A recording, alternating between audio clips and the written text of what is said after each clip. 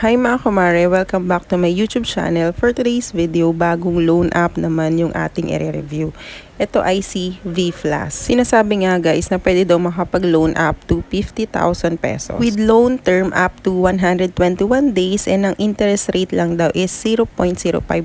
If you are interested kay VFLAS, mas maganda na tapusin nyo yung video na ito. But before that, if you are new to my channel, please like and subscribe to my YouTube channel, everything you need to know. Doon guys, sa hindi baguhan sa OLA, alam naman natin na kapag bagong download yung isang online loan application, maraming permission na hinihingi like this. Syempre, we need to click lang yung allow.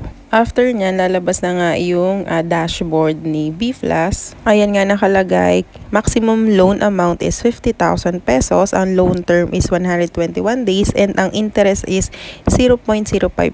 So, tingnan natin guys kung magkano ba talaga yung i-offer nitong si VFLAS. After clicking yung apply, kailangan ibigay natin yung ating active cellphone number and enter natin yung verification code na ibibigay nila sa atin. After nyan, lalabas nga itong dashboard na yan. Click lang ulit natin yung apply now. Next is manghihingi sila ng ID to verify nga yung ating identity. So ito yung mga list na recommended ID. Sabi nga lang dyan, please upload a clear picture of the front of your ID. Dito guys, pwedeng picturean mismo yung ID or kung meron tayong ID dun sa ating photo album. Dito guys, kapag na-picture naman natin yung ID natin na clear, hindi na natin kailangan manually enter yung details dun sa ating ID. Automatic sila na yung maglalagay. So, check lang natin kung correct na yung mga details. Then, kung okay naman, confirm and submit na natin. Next is, i-verify lang nila kung tayo ba talaga yung nag-fill up nung loan application.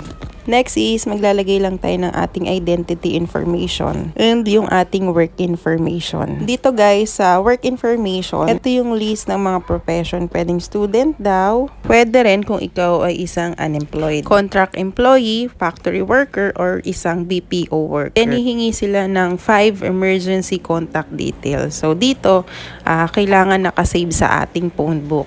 Kaya manghihingi sila ng permission to access yung ating contacts. After nyan, manghihingi sila ng withdrawal info. Pwedeng e-wallets or bank. After mailagay yung ating e-wallet or banks, lalabas na yung loanable amount na binigay sa atin itong si VFLAS, which is 2,000 pesos. So, napakalayo dun sa sinasabi or pinopromote niya na 50,000 pesos. Then guys, kung titingnan dito nakalagay interest 0 daw, pero ang service fee niya is 760 pesos, which is medyo mataas siya. So sinasabi rin wala ding other fee. So ang amount na marireceive mo na lang sa 2,000 ay 1,240.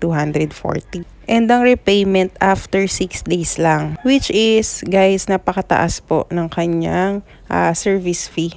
Para sa akin po, guys, kapag kunwari ganito kataas yung service fee and kailangan ko siya bayaran after 6 days, hindi ko na po itutuloy yung loan application ko dito kay VFLAS. Pero kayo guys, depende pa rin naman po yan. Nasa sa inyo po yan kung gusto niya pa rin mag-loan dito kay VFLAS. Pero sa akin po, hindi ko siya nire-recommend. That's all for today's video. Thank you and God bless us all.